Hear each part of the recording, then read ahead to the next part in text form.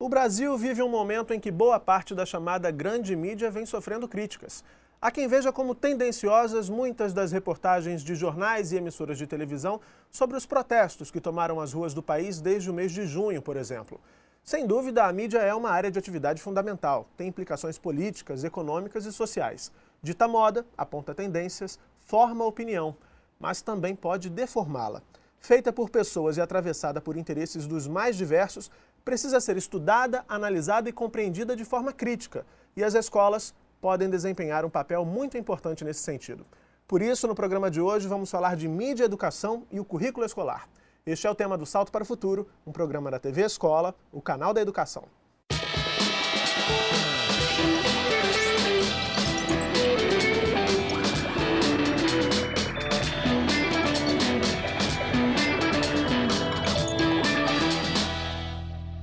Para falar de mídia, educação e currículo escolar, convidamos Alexandra Bujocas, professora da Universidade Federal do Triângulo Mineiro e consultora deste programa. Raquel Pacheco, pesquisadora da Universidade Nova de Lisboa e do Centro de Investigação Mídia e Jornalismo. E Danilo Rothberg, professor da Universidade Estadual Paulista, a Unesp. E para começar o debate, o Salto quer saber qual o papel da mídia na escola. Essa é a pergunta que fizemos no Mosaico. Vamos ver as respostas. Em relação ao papel da mídia na escola, o papel da mídia na educação, para responder essa pergunta, eu acho que é fundamental pensarmos o papel da mídia na sociedade. Quer dizer, se a mídia tem um papel fundamental na construção do imaginário social e também se é na mídia em que acontecem ou circulam, quer dizer, toda uma disputa em torno dos sentidos e dos significados sociais, quer dizer, você ter noção de como isso acontece, destrinchar esse processo, é absolutamente fundamental. Que tanto a escola, seja a universidade, seja a escola inicial, quer dizer, possibilitar aos alunos, aos formandos, que entendam como se dá esse processo e, mais do que isso, que consigam se apropriar da mídia, transformarem-se em sujeitos midiáticos, em sujeitos da mídia, para entrar na disputa, na produção desses sentidos e significados sociais. Quer dizer, para se transformarem em sujeitos da cultura.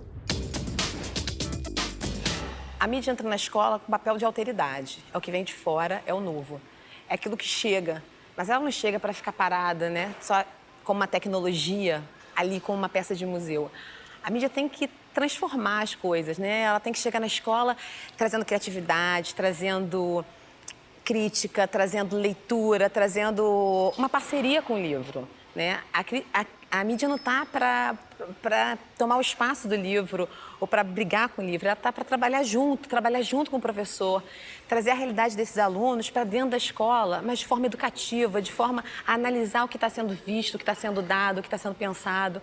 A mídia, ela é um aliado da escola e ela tem que ser vista assim e tem que ser trabalhada assim. Para mim, um dos papéis da mídia na escola é formar leitores e autores da palavra, da imagem, do mundo, das várias mensagens que nós recebemos diariamente. E também ajudar a fazer com que os alunos eles tenham mais voz, criando suas próprias mídias e sendo mais cidadãos desse mundo, aprendendo a cobrar mais os seus direitos. A mídia faz parte do nosso cotidiano, então eu acho que é importante trazer a mídia para dentro da escola, para que ela faça parte da rotina escolar, não só para que os alunos fiquem bem informados acerca do que está acontecendo no mundo, mas também para que eles aprendam a se posicionar criticamente frente ao que é dito pelas diferentes mídias, pelos jornais, pelas revistas, para que eles sejam capazes de produzir as suas próprias opiniões. Bom, para começar o Salto para o Futuro de hoje, gostaria de agradecer aos nossos convidados pela presença aqui em nosso estúdio. Alexandra, a mesma pergunta para você. Qual o papel da mídia na escola? Acho que a mídia ela tem um papel fundamental e ela é muito facilitadora desse diálogo entre a cultura escolar e a cultura popular, a cultura cotidiana dos alunos. há um certo senso comum, uma certa resistência dos professores, de que parece que a mídia está contra a educação, né? Mas na nossa perspectiva da mídia e educação, não é isso que acontece. A mídia ela deve ser levada para a escola tem esse papel de promover o olhar crítico para que haja o diálogo, né? Para que a escola não seja esse fazer artificial, vamos chamar assim, entre aspas, né? Há uma parcela da cultura escolar, que é aquela parcela valorizada da cultura, e que é obrigação da escola promover o acesso a essa cultura, né? Porque as pessoas têm direito a isso. Mas se a escola fica restrita aos cânones da cultura escolar, ela fica artificial. Então, a mídia ela tem esse papel de fazer com que a escola dialogue com a sociedade, com a vida cotidiana dos estudantes. Tem um ponto interessante, Raquel, não vou te fazer a mesma pergunta que você já respondeu, quem está assistindo percebeu, mas tem um ponto interessante daquilo que você diz ali, na verdade uma linha interessante para a gente pensar, é que desconstruir essa rivalidade entre a mídia, ou qualquer recurso midiático, e o material que está consagrado na escola, o livro didático. Você vê esses dois instrumentos, esses dois recursos como complementares, na verdade, né? Com certeza, Murilo, com certeza são complementares.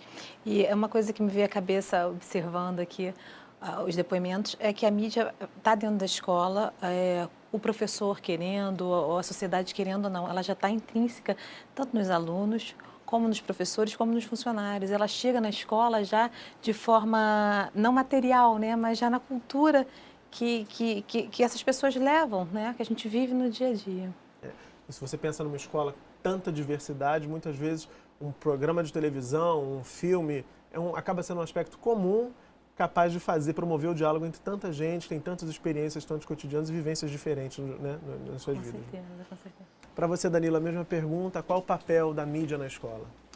Quer trazer grandes oportunidades para fazer o que o professor sempre quis, que é trazer uma ligação mais forte entre a escola e a vida, né? Dar oportunidades para que os professores coloquem temas pertinentes ao cotidiano, que desdobrem novas possibilidades de compreender as coisas sobre as quais todos se interessam de uma forma ou outra. Acho que é justamente a possibilidade de dinamizar o cotidiano da sala de aula com assuntos temáticos interessantes e diferentes, mas que podem ser abordados talvez com mais criatividade, fazendo com que os professores tenham como colocar assuntos clássicos do currículo, mas sob um novo olhar, uma perspectiva mais crítica, que, claro, não é difícil de ser desenvolvida, mas há possibilidades interessantes a serem realizadas.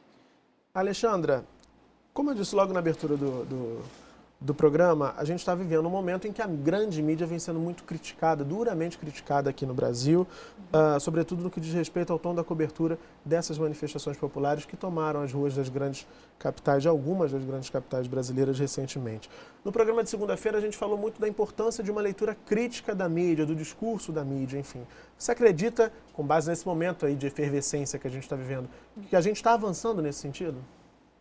Eu acho que sim. O fato da crítica vir à tona, isso já mostra, vamos dizer, uma disputa de poderes, né? Então, quem está criticando não é a mídia hegemônica em si, né? Mas vamos dizer, são as mídias alternativas. Então, se as novas tecnologias, as redes sociais, enfim, as ferramentas Web 2.0, que permitiram que os não produtores ou os não profissionais de comunicação passassem a produzir conteúdo, na prática, isso fez com que a pluralidade de pontos de vista se tornasse mais explícita, se tornasse visível. Então, eu particularmente vejo isso como um aspecto muito positivo. Há uma potencialidade. Agora, a gente tem que pensar também nos efeitos que isso vai ter para a formação de opinião das pessoas. Porque não basta só os pontos de vista diferentes estarem disponíveis. As pessoas têm que ter certas habilidades cognitivas para aprender a identificar esses pontos de vista, identificar a consistência, avaliar a consistência desses pontos de vista. Então, não é porque saiu na revista mais importante do país, que tem mais audiência, que necessariamente é ruim, é manipulada, é mentira. Não é porque saiu na revista alternativa, na mais alternativa, que necessariamente é bom. Então, a mídia ela reflete muito as disputas de poder que permeiam a sociedade. Então, se a gente aprende a identificar esse aspecto, essa disputa de poder simbólico, nós podemos desenvolver mais as nossas habilidades de leitura crítica, de análise e formar uma opinião mais informada sobre os diversos assuntos, inclusive os protestos. Raquel, esse fenômeno aí de a mídia estar na berlinda, esse não é um fenômeno exclusivamente brasileiro. Recentemente, vários países do mundo a gente tem notícia de episódios em que grandes grupos de comunicação também se viram aí no centro de polêmicas, enfim.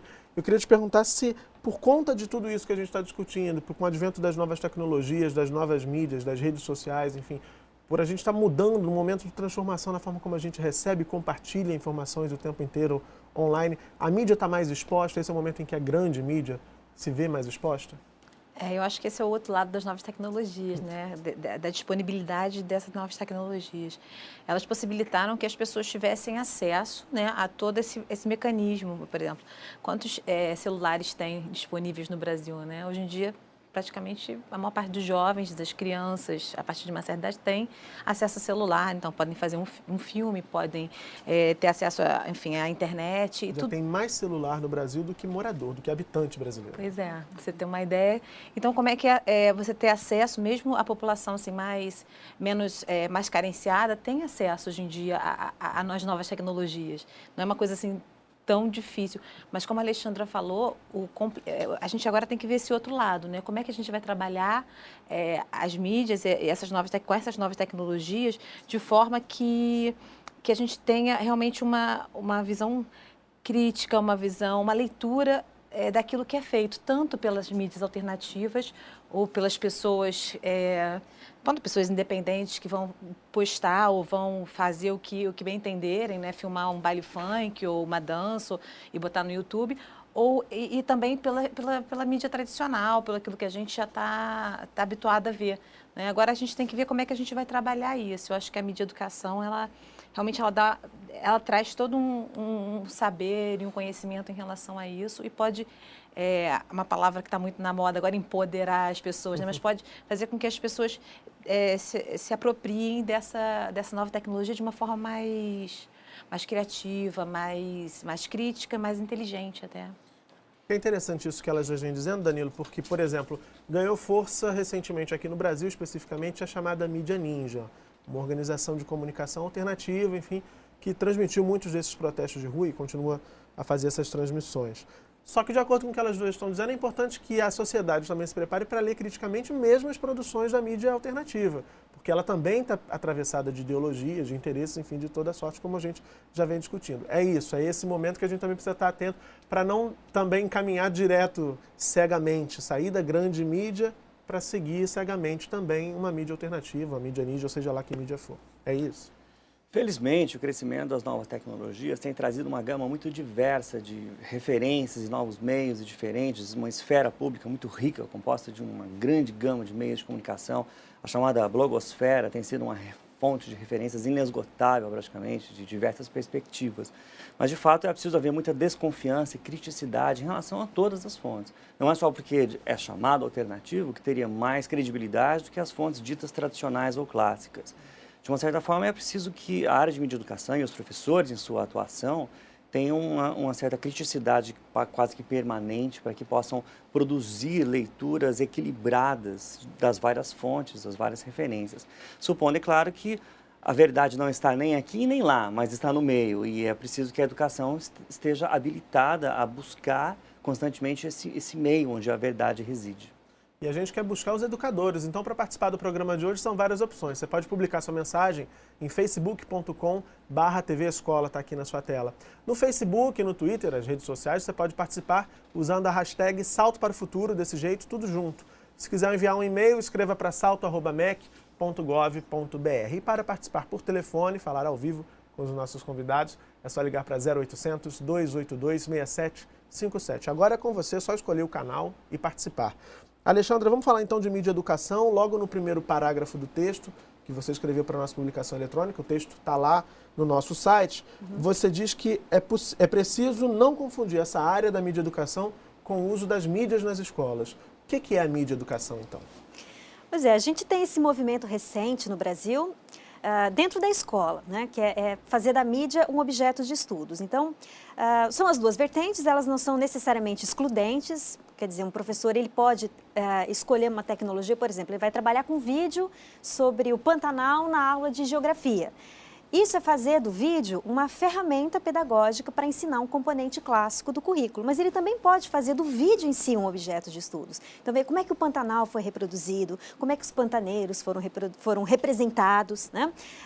Por exemplo, se há problemas de degradação ambiental, o vídeo vai contar uma história, sempre vai ter alguém que é o culpado por aquilo, quem que é o culpado por isso, como é que o vídeo representou essas situações, como que as soluções podem ser encaminhadas para esse problema. Então, a mídia e educação, ela se preocupa em fazer dos textos midiáticos um objeto de estudo. A gente tem no Brasil, então, diversos professores, pesquisadores que vêm trabalhando com isso. Na verdade, essa história ela é já bastante antiga no Brasil. Já desde os anos 60, por exemplo, a União Cristã Brasileira de Comunicação Social, que foi uma organização ecumênica, mesmo durante o regime militar, eles trabalharam com leitura crítica da mídia, mas no âmbito dos movimentos sociais. A gente tem que considerar também que uma época em que havia ditadura, né, não havia liberdade de expressão, era muito mais difícil trabalhar com mídia e educação. Mas isso vem acontecendo no Brasil, só que hoje esse movimento é mais forte. Então, os professores estão tentando se articular para levar a cultura popular. Então, a mídia de educação, ela estuda o cinema, o filme, a publicidade. Essa é a diferença. Ok, a gente vai se aprofundar daqui a pouquinho, depois do intervalo. Agora vamos falar da enquete da semana? A pergunta é, o projeto político-pedagógico da sua escola prevê a leitura crítica das mídias? Aí na sua tela. Você entra lá no nosso site, tvbrasil.org.br/salto e vota. Depois do intervalo, o debate sobre mídia, educação e currículo escolar continua. Daqui a pouco a gente volta com Salto para o Futuro.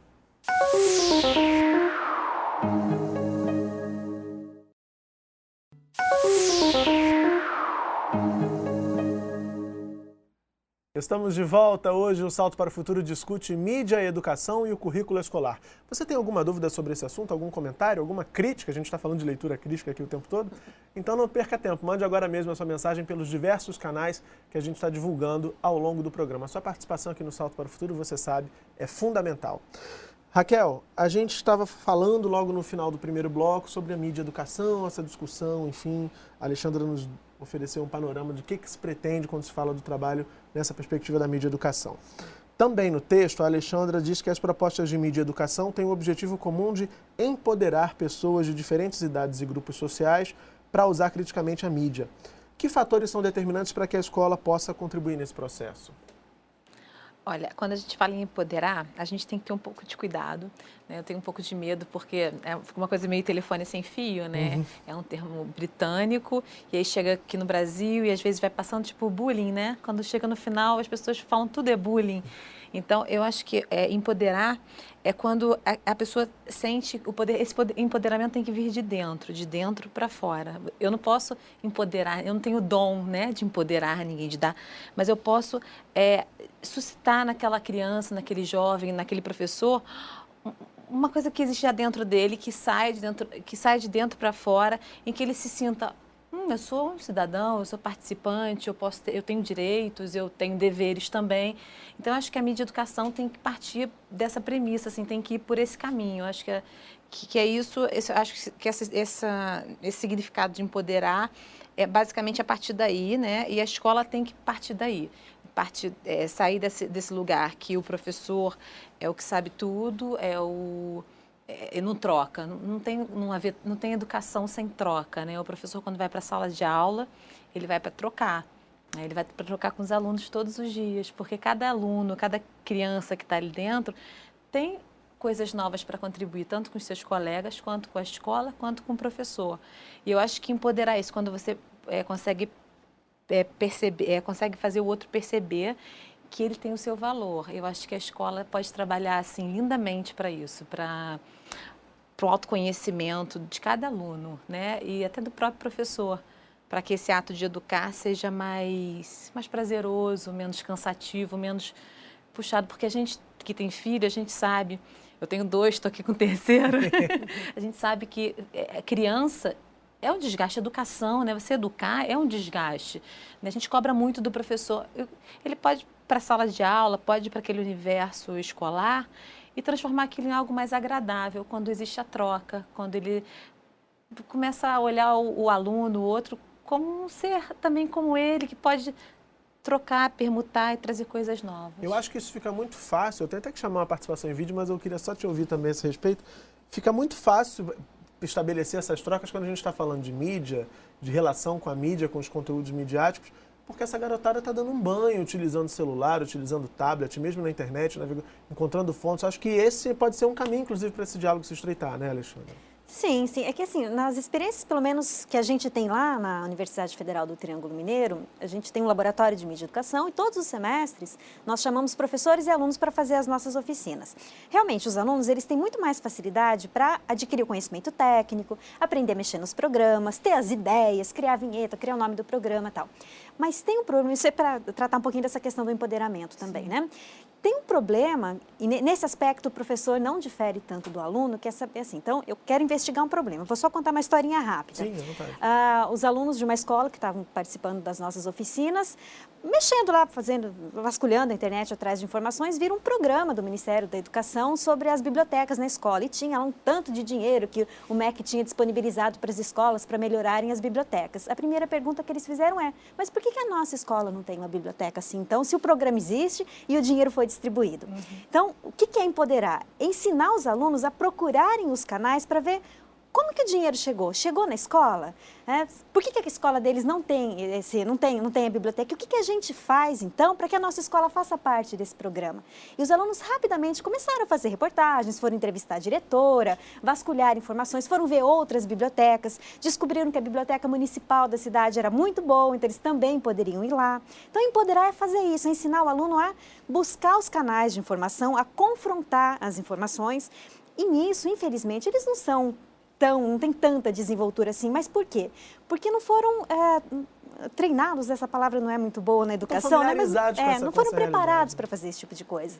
Então, isso é que a mídia educação tem que fazer. Aí entra o professor e aí entra o professor, porque o professor ele pode ter um pouco mais de dificuldade para lidar com a tecnologia, mas nem sempre. Sim. Nas nossas experiências, pelo menos, a gente vê que eles conseguem, eles têm desenvoltura para isso também.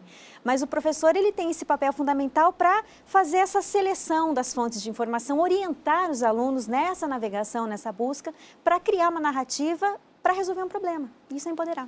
Bom, agora a gente vai ver, na verdade, voltei para o tempo do rádio. A gente vai ver uma participação em vídeo. Quem vai fazer a pergunta é o Jeruso Medeiros de Araújo, do município de Santa Luzia, na Paraíba. Diga lá, Jeruso. Nós temos percebido que a educação tem tido ganhos significativos em relação às contribuições das mídias na educação. Ao mesmo tempo, nós nos questionamos sobre duas realidades que são distintas e que ao mesmo tempo se confundem no nosso ambiente escolar, que é a presença de imigrantes digitais e nativos digitais. Então a pergunta é, como a escola vem lidando com essa nova realidade? Ok, Jeruso, muito obrigado pela participação. Eu acho que vai um pouco aí dentro dessa linha que a gente estava dizendo. Os meninos, a princípio, têm mais familiaridade com a tecnologia, mas lhes falta talvez aí o background para poder acessar essas outras informações, vasculhar um pouco mais a rede. O que você pode dizer aí para o Jeruso, Danilo? Eu diria a ele para se preocupar, basicamente, em pensar junto com os alunos por que a mídia propaga tantos significados específicos e que muitas vezes deixam as pessoas bravas, incomodadas, não é? Elas percebem que as matérias no jornalismo, tomando especificamente o caso, estão diferentes, estão fragmentadas, não representam com fidelidade os problemas. Acho que um exercício mais ou menos prático que os professores podem fazer com seus alunos é sempre investigar as causas de as perspectivas específicas estarem ali sempre veiculadas de uma certa forma e não de outra pelo jornalismo. Como usar as mídias, como perceber as intenções que muitas vezes estão ali por trás da mensagem aparente. Eu poderia citar, quer dizer, de uma certa forma a receita está presente na publicação do programa, Salto para o Futuro, que está disponível no site, mas há ali uma espécie de roteiro básico que poderia ser seguido nesse caso. A gente pensa primeiro em saber por que determinada cobertura jornalística, como a dos protestos sociais recentes, por exemplo, de uma certa forma se configura às vezes fragmentada, as pessoas acham que está enviesada, sensacionalista. É possível, por exemplo, primeiro pensar que os meios de comunicação estão muitas vezes associados a interesses específicos e, portanto, eles querem veicular formas de ver daquelas coisas. Essa acho que é uma primeira forma que o professor pode buscar junto com seus alunos, no sentido de compreender como as mídias são usadas e recebidas pela sociedade em geral. Uma segunda forma é pensar que os jornalistas também têm limitações eles próprios. Quer dizer, os jornalistas enfrentam limitações de recursos humanos, físicos, materiais, financeiros, e muitas vezes o que nós recebemos na mídia é fruto dessas limitações. E uma forma de investigar a causa dessas limitações é o professor, junto com seus alunos, investigar de uma maneira mais ou menos sistemática por que certas matérias veiculam certas perspectivas e não outras. E uma terceira e última matéria é pensar também que o jornalismo e a mídia como um todo carrega visões culturais que estão muitas vezes associadas a certos grupos, a certas formas de ver as coisas que já estão arraigadas em hábitos sociais, às vezes de décadas. E esse é um exercício crítico importante também que o professor pode fazer metodicamente com seus alunos, no sentido de investigar por que certas matérias contêm algumas visões e outras não. Quem está de fora da matéria, por exemplo? Essa é uma pergunta excelente para se fazer numa sala de aula. O que esta matéria comunica e o que deveria ser comunicado? Como nós podemos receber a mídia com mais criticidade? Então, o primeiro passo é entender por que certas visões estão ausentes da cobertura jornalística dos protestos sociais, por exemplo. O que não está comunicado? Por que não está comunicado? Isso é uma forma possível de fazer um exercício prático de mídia e educação em sala de aula. E tem muita gente fazendo. Essa semana, sem precisar citar o caso, um jornal aqui do Rio recebeu uma chuva, uma enxurrada de reclamações pelo Facebook, por exemplo, por conta do tom da cobertura dos últimos protestos que aconteceram na semana passada. E-mails de repórteres foram divulgados, as caixas de entrada de mensagem eletrônica ficaram todas abarrotadas de pessoas que se sentiram ali ofendidas, talvez seja a palavra, pelo tom da cobertura. Enfim, eu acho que muita gente está caminhando já nesse sentido. Mas tem um aspecto que ele perguntou também, que acho que esse a gente não respondeu, a questão dos imigrantes digitais, dos nativos digitais, sim, né? Sim. E parece que uma situação como essa, então, as pessoas se sentirem incomodadas, ofendidas, o que quer que seja, com uma determinada cobertura, numa sala de aula, o professor ele pode ser o imigrante digital. Ele nasceu num outro contexto, ele está entrando nesse contexto agora. O aluno sabe entrar no Facebook, sabe procurar as informações, sabe fazer tudo isso. O professor do tempo do mimeógrafo. Pois é. O professor e o aluno, veja que uma situação como essas, ela pode motivar esse trabalho colaborativo, o professor pode orientar o aluno a, então, criar uma resposta consistente para discutir esse assunto e tornar essa resposta pública. Agora, não tem uma receita para responder a pergunta dele, né? Uma receita pronta. Você começa assim, depois você continua assim e você termina assim. Nada na educação funciona desse jeito, na verdade, né? Mas me parece que esse trabalho colaborativo do professor, o professor entra com o bom senso, a experiência do adulto, o aluno com essa habilidade para lidar com as tecnologias. E assim eles participam desse cenário midiático. Me parece um caminho produtivo também. E aí, Raquel, isso tem a ver com a fala de uma entrevistada que a gente mostrou no programa da última segunda-feira. Ela dizia que é preciso que a escola ouça o aluno, respeite a sua cultura e o que ele tem por hábito consumir em termos de conteúdo midiático, mesmo de produção midiática. Ela chegou a dizer que a escola muitas vezes parece chata, porque a primeira coisa que ela faz com o aluno é pedir que ele desligue o celular, por exemplo. Quando esse menino, muitas vezes fora da escola, essa menina, passa o dia ali conectado ao smartphone, navegando na internet, enfim, curtindo e compartilhando milhares de coisas. Há um descompasso entre a escola e as práticas culturais desses alunos e também para os professores não ficarem zangados comigo. Como é possível conciliar esse hábito tão frenético dessa sede de informação com a necessidade de você sentar uma hora ali e se concentrar, porque é uma aula, você precisa ouvir e prestar atenção. Enfim, como é que esse professor sai desse paradoxo aparente, enfim? Exatamente, Murilo. Você mesmo já até respondeu uma parte disso. Eu acho que tem que ter, como a Alexandra escreveu no texto, né, que está no site do Salto para o Futuro, nem tanto a voz do professor, nem tanto a voz do aluno. Tem que ter um debate, né, tem que ter a sala de aula tem que começar a virar um espaço mais democrático para a gente poder ter tanto a voz do professor, mas também a voz do aluno. Agora, se o aluno chega na escola, estamos no meio de uma aula, não faz sentido ele estar utilizando o celular no Facebook ou o que seja, não é? Mas existem momentos que nós podemos, sim, todos combinarmos de usarmos o celular e trabalharmos de uma forma criativa até aquela matéria que está sendo dada ou alguma coisa que pode estar sendo postada, ou alguma notícia. Pegando já o link do Danilo, alguma notícia que tá em voga, enfim, o que seja. Eu acho que existem momentos e tem que ter muito bom senso, né, em relação à mídia, que eu acho que é o que está faltando até nas famílias, né? Bom senso em relação às novas tecnologias e à mídia, porque a gente vê também aí muito a mídia, a tecnologia ditando o que tem que ser feito, né? Os grandes grupos, né? Capitalistas, enfim, ditando o consumo, ditando o que os jovens têm que comprar. Ditando não é uma palavra legal, não cabe aqui, assim, eu acho que não é ditando, na verdade. Seria quase que persuadindo, né? É um trabalho de persuasão em que eu tenho que ter o último, eu tenho que ter o mais caro, nem sei como vou usar, mas tem que fazer... Né? Nem sempre os jovens e as crianças sabem também usar aquilo. Às vezes tem internet e só usa o Facebook, não sabe fazer uma pesquisa de qualidade, não sabe buscar outras coisas, né? Não sabe criar um blog e expressar a sua opinião. Né? As crianças e os jovens não são assim tão nativos digitais como se diz, né? Temos que parar para pensar sobre esse conceito, porque eu acho que às vezes é um pouco de ilusão também. Eles podem ter facilidade porque eles não têm medo em ousar, em apertar o botão, em ligar, em desligar, em trabalhar às vezes de uma forma mais criativa. Mas até que ponto essa criatividade chega? Eu vejo que muito pouca, assim. Eu acho que eles ficam muito limitados a um uso assim muito restrito, muito empobrecido das tecnologias. Esse uso podia ser muito mais alargado, né? E criativo, sim. Agora, Danilo, professores também, não é difícil encontrar professores que se assustem um pouco com o aumento da demanda aí, do papel da escola e por consequência dos próprios professores, né? E aí podem estar se perguntando nesse momento assim, mas então eu também vou ter que mediar essa relação com o que dizem os meios de comunicação, com a mídia, né? Por outro lado, professores que tenham desejo de trabalhar nessa perspectiva também podem estar se perguntando, mas eu não participei de uma formação, a minha formação inicial não discutiu esse tema, os cursos de formação continuada não estão muito nessa linha. O que você diria para esse profissional que está em sala de aula dividida entre esses dois grupos? Esse é um ponto central de toda a conversa. Eu tenho orientado pesquisas que vão justamente analisar como que os currículos podem ser aperfeiçoados, incluindo temas de reflexão social.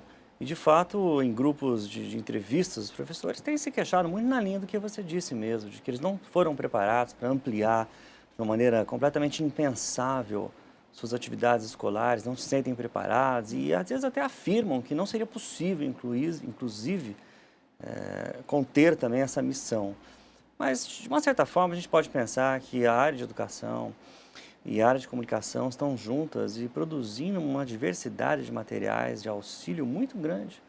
É claro que nós aqui estamos fazendo isso também, a publicação do programa. Eu acho que os professores que têm interesse devem se perguntar se é possível se isolar do mundo de tal forma a ignorar a mídia em suas aulas.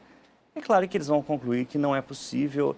E nesse ponto, como foi colocado também, se a mídia é uma aliada, uma forma de tornar uma aliada ainda mais especial é contar com a mídia e utilizá-la como uma oportunidade para o enriquecimento das aulas. Não pensar como um conteúdo à parte, isolado, que devesse ser tratado de maneira muito específica, com procedimentos especiais, mas... Nem transformar uma disciplina, né? Vamos ter aula de mídia. Sim, eu acho que, dependendo da política que um país pode ter, há opções de transformar a mídia como objeto de estudo em disciplinas. Me parece que o Brasil, até, como se sabe, não está exatamente preparado para esse movimento de crescimento da importância na mídia dentro da escola.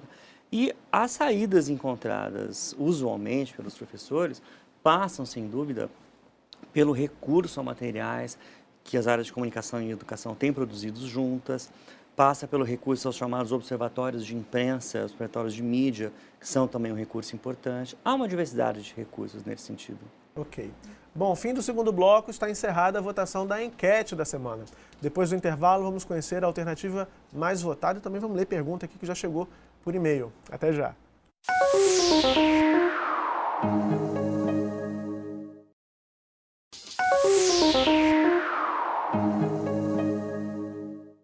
Estamos de volta com o terceiro bloco do Salto para o Futuro, que hoje fala sobre mídia, educação e o currículo escolar. No nosso site na internet, a gente perguntou essa semana se o projeto político-pedagógico da sua escola previa aí a leitura crítica das mídias. Olha o resultado da enquete, 69% dos votos lá do nosso site de professores que dizem que não, que o projeto político-pedagógico de suas escolas não prevê a leitura crítica das mídias. Os outros 31% disseram que sim, a escola lá está afiada com essa perspectiva de trabalho. Muito obrigado a todos que votaram no nosso site. A Alexandra, queria que você comentasse esse resultado. Fiquei um pouco surpresa, porque se a gente considerar os referenciais curriculares nacionais, tanto para o ensino fundamental quanto para o ensino médio, a leitura crítica da mídia está prevista ali. Na área de língua portuguesa, por exemplo, na área de códigos, linguagens e suas tecnologias, a gente tem claramente recomendações para que os professores promovam a leitura crítica da mídia. Agora, o que talvez a enquete não tenha investigado é isso. Se em outras áreas, por exemplo, o professor de português, que está trabalhando com leitura de capas de revista ou leitura de reportagens, ele está fazendo leitura crítica da mídia. Talvez ele não conheça nesses termos, né, mídia e educação, como a gente está fazendo aqui. Ou talvez esse projeto seja isolado, não esteja relacionado ao projeto político-pedagógico da escola. É que assim, nas escolas públicas, pelo menos, a gente tem uma série de iniciativas, se a gente considerar a Rádio Escola, que o programa Mais Educação leva, né? O PIBID, o programa Novos Talentos, essa série de programas novos que a CAPES criou recentemente, eles estão levando mídia e educação para a escola. É que me parece que talvez o termo não seja muito conhecido. E pode ser que muitos professores estejam fazendo, mas não tenham consciência, né? Porque, veja, a leitura crítica da mídia, ela não se separa da leitura crítica de um modo geral. Então, o professor que está trabalhando, por exemplo, com consumismo, e ele usa a publicidade, ele faz uma leitura crítica da publicidade para tratar esse assunto, ele está fazendo mídia educação no fundo, né? Então, a mídia educação, ela é ampla desse jeito. Talvez a gente tenha essa questão também. Bom, Raquel, a gente recebeu uma pergunta no Facebook, enviada pela Juraci Araújo, de Florânia. Obrigado, viu, Juraci, pela participação. Ela quer saber, ela primeiro elogia, diz que a discussão é muito pertinente e tal, e diz que a mídia fornece informações e ideias conflitantes nessa sociedade que a gente vive. E ela pergunta como fazer essa diferença do uso da mídia na educação e, no caso específico, na proposta curricular do ensino médio. Me parece que a Juraci está querendo tocar naquele primeiro aspecto que a gente discutiu, que não é apenas levar a mídia para a escola, mas sim fazer uma leitura crítica. E ela quer saber exatamente dos alunos do ensino médio. Bom, Juraci, eu acho que existem várias formas da gente levar a mídia para dentro da escola, não é? Existem exercícios, existem debates, existem várias formas de você trazer a mídia para dentro da escola. Agora, o que acontece é que é o que a Alexandra estava falando agora. O que acontece é que muitas vezes a gente não sabe que está fazendo aquilo ou não sabe que pode fazer aquilo. Eu acho que cabe ao professor também buscar e correr um pouco atrás desse novo conceito de mídia educação e dessa nova realidade, não é? É novo para todo mundo, né? É novo para o professor, é novo para toda a sociedade, né? São coisas que acontecem, né? Essa nova tecnologia cada vez chegando com mais força, né? Há 10 anos atrás nós não tínhamos essa força, né, das novas tecnologias e agora a gente já tem. Então eu acho que a gente tem que pegar e ver como é que a gente pode trabalhar aquilo. É uma questão mesmo de pesquisa do professor. Eu acho que é de aprimoramento, de você tentar se melhorar e ver o que está sendo feito. Está sendo feito muita coisa, tem muitas coisas interessantes para levar para dentro da escola. São muitas coisas, são muitas opções que a gente está trazendo, né? Não só ao pessoal de mídia e educação, mas de uma maneira geral, como o Alexandre falou, o próprio governo, por exemplo, agora tem cinema nas escolas, tem o Animamundi, por exemplo, leva um projeto de animação para tem muita coisa acontecendo e tem que haver só um pouquinho de pesquisa, de sentar ali na internet, pesquisar e ver e se interessar, porque eu acho que assim a mídia educação pode entrar de uma forma interessante dentro da sua escola. Talvez, Danilo, aqui ouvindo a Raquel falar, eu fico pensando que o primeiro passo para variar pode ser conversar com os alunos, porque talvez a gente fique com aquela ideia de que, não, para levar a mídia para a escola eu preciso ter uma internet com banda larga, porque eles vão produzir um blog, vão colocar vídeos no YouTube e tal. Mas às vezes uma escola pode ser muito bem sucedida num projeto nessa natureza, fazendo um jornal, como a gente mostrou, inclusive, no programa de segunda-feira. Sim. Então é bacana conversar com o aluno para partir dele também o desejo e o interesse por uma determinada forma de expressão, não é isso? Sim. Muitas vezes o interesse dos alunos pela mídia está naqueles lugares que não poderiam ser identificados antes. Por exemplo, tem alguns exemplos muito rápidos. Usualmente nós pensamos que a mídia poderia ser objeto de interesse das disciplinas de história, língua portuguesa, geografia. Então, tem muitos casos também que as mídias poderiam ser úteis em casos de ensino das ciências naturais, biologia, física, química. Tem o caso de ensino de física, por exemplo, um tema usual do currículo, que é a conservação da energia. Como que a energia se conserva, se perde nos sistemas. Por exemplo, estamos vivendo hoje o caso da construção da usina de Belo Monte, a usina hidrelétrica, um caso super polêmico, e há um grande número de matérias de telejornais disponíveis no site das principais emissoras de TV. E é um assunto que pode facilmente ser relacionado a um tema do currículo, que é a conservação de energia. Então, eu quero dizer que o professor poderia, por exemplo, aumentar o interesse dos alunos por uma temática como essa se ele exibisse, se ele tivesse recursos para exibir uma reportagem sobre o assunto, sobre a construção de Belo Monte, e utilizar até, nesse caso, a mídia como um ponto de partida para o exercício de uma reflexão importante em sala de aula sobre um tema usual do currículo do ensino de ciências. É uma possibilidade. Recebemos aqui, Alexandra, um e-mail. Na verdade, não foi um e-mail, estou enganado. Todo o tempo do e-mail agora está todo mundo mandando pelo Facebook. A Heloísa Lessa enviou essa mensagem. Ela diz que a Escola Estadual Professora Corina de Oliveira possui, a gente mostrou a escola na segunda-feira, possui 3 instrumentos importantes para o auxílio da educação de jovens e adultos. Projeto Rádio Escola, Projeto Jornal da Escola e o Blog da Escola. Sabendo-se das limitações financeiras que possui a escola pública brasileira, a Heloísa quer saber que outro instrumento midiático é possível implementar nas escolas que possibilite aos educadores a mesma abrangência que esses que ela cita. É possível solicitar investimento do governo estadual ou mesmo do governo federal em projetos midiáticos que tenham esse objetivo? Olha, Heloísa, é possível sim. A gente está vivendo uma época agora que a educação básica está recebendo uma série de recursos para novos projetos, isso para as escolas públicas, né? Em que as universidades estão fazendo propostas, então a gente tem o PIBID, a gente tem o Novos Talentos, a gente tem uma série de projetos. A mídia educação não é o assunto exclusivo, obviamente, né? Eles são amplos, mas, por exemplo, lá na UFTM nós temos feito muitos projetos e a gente tem levado para a escola.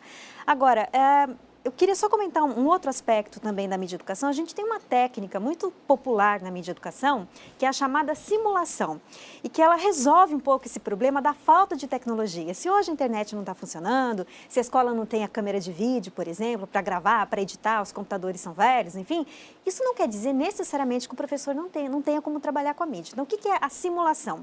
O professor pode, por exemplo, simular um telejornal em sala de aula. Então, vamos partir do assunto que o Danilo levantou aqui, da questão de Belo Monte, da conservação de energia. O professor pode previamente selecionar o material, trazer para a sala de aula, aquilo pode ser usado como fonte primária de informação numa atividade de simulação e os alunos simulam um telejornal na sala de aula. Não quer dizer que eles vão fazer, mas eles vão ter que fazer pauta, eles vão ter que selecionar informações, eles vão ter que editar essas informações, né, ver o que eles vão destacar.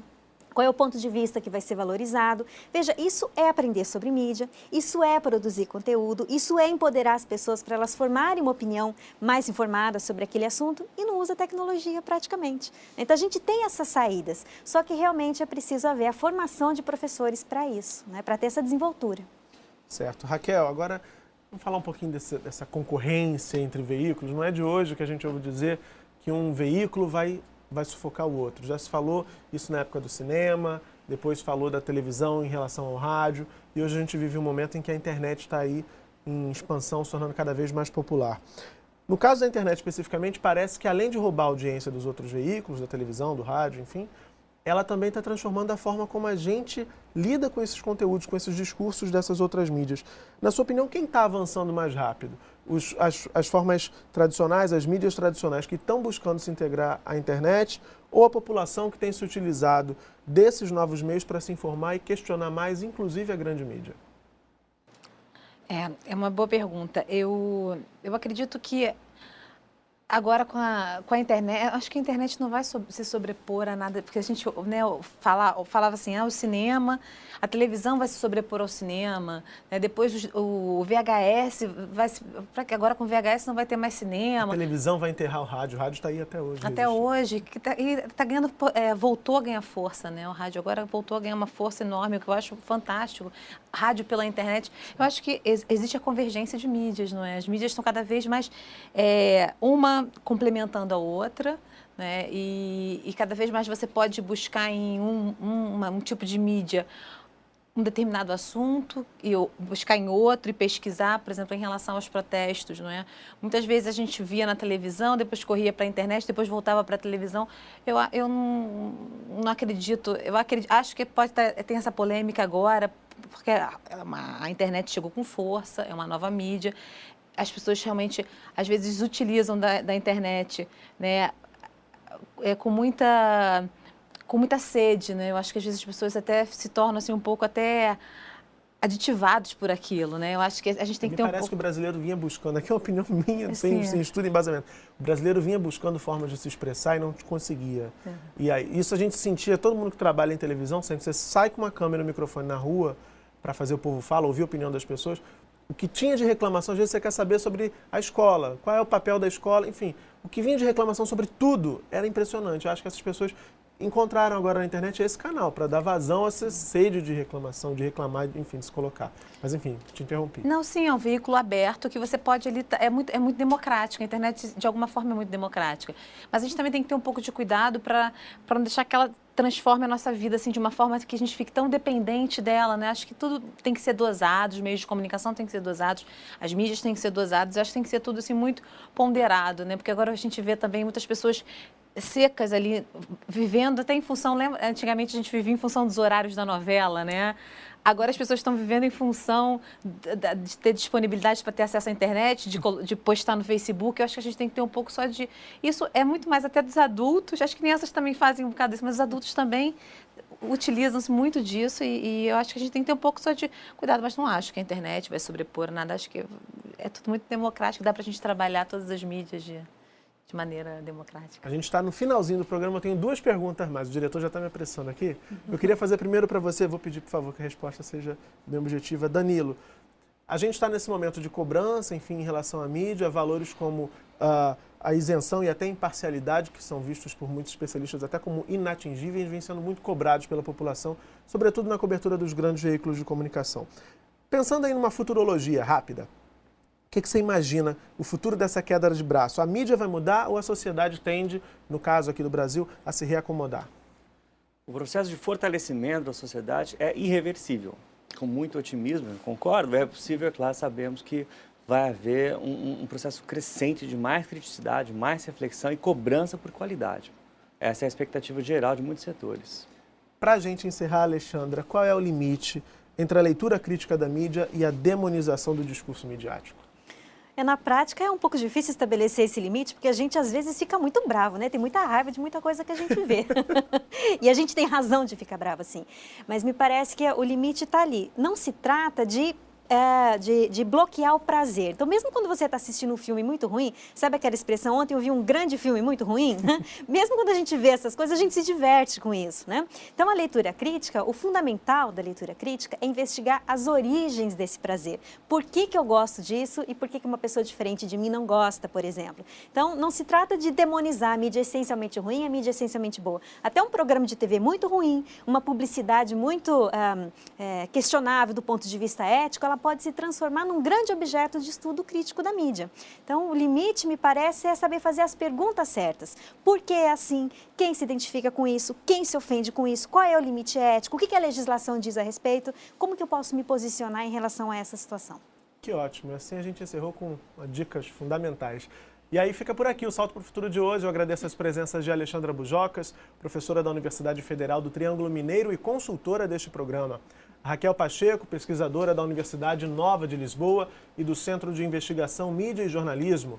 E Danilo Rutberg, professor da Universidade Estadual Paulista, a Unesp. Na próxima semana, o Salto para o Futuro vai discutir os desafios e as oportunidades trazidos pelo ensino médio. Você já encontra a publicação eletrônica sobre o tema no nosso site, tvbrasil.org.br/salto. Lá no site você também já pode começar a discutir o assunto com professores de todo o Brasil no fórum. Bom, a gente conta com a sua participação, combinado? Até o nosso próximo encontro no Salto para o Futuro, um programa da TV Escola, o canal da educação. Tchau!